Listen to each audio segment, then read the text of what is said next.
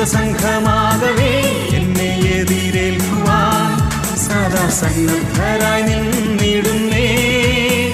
ശുഭ്രവസ്ത്രധാരിയായി എന്റെ പ്രിയന്റെ മുൻപിൽ ഹല്ലേലൂയ പാടിടും ഞാൻ.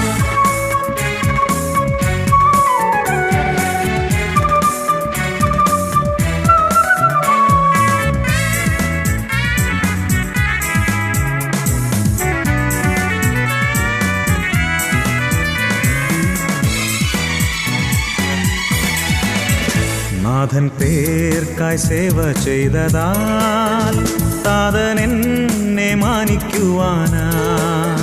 നാഥൻ പേർക്കായി സേവ ചെയ്തതാൽ താതൻ എന്നെ മാനിക്കുവാനായി.